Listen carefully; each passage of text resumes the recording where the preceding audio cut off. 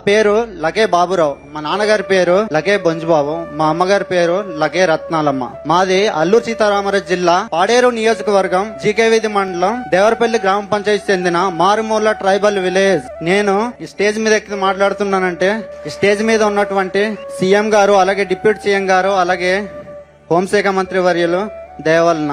ఎందువలన అంటే ఎప్పుడో అర్ధంతంగా ఆగిపోయిన ఈ నోటిఫికేషన్ ఫుల్ఫిల్ చేసి మాకు ఒక నూతన ఉత్సాహాన్ని పొందించి మా జీవితాలకి వెలుగులు నింపిన సీఎం సార్కి, అలాగే డిప్యూటీ సీఎం సార్కి, అలాగే హోంశాఖ మంత్రి వారికి నా హృదయపూర్వక ధన్యవాదాలు తెలియజేస్తున్నాను. గట్టిగా చప్పట్లు కొట్టి అభినందించండి. మీరు చూస్తే బాగా చదువుకున్నాడు, బీటెక్ చేశాడు.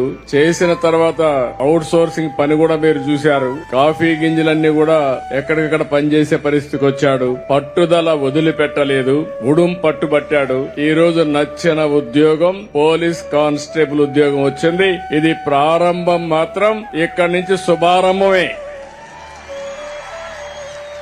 మళ్లీ నువ్వు పోలీసు ఉద్యోగం గాని ఏ ఉద్యోగమైనా ఉన్నత స్థాయికి రావాలి. వస్తావా? నమ్మకమేనా?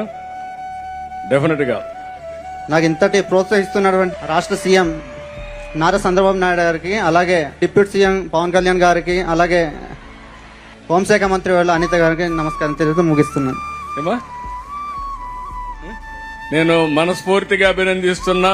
ఉద్యోగం వచ్చినా ప్రజల్ని మర్చిపోలా. మా ఊర్లో రోడ్డు సమస్య ఉంది సార్, అది పరిష్కారం చేయమని అడిగాడు.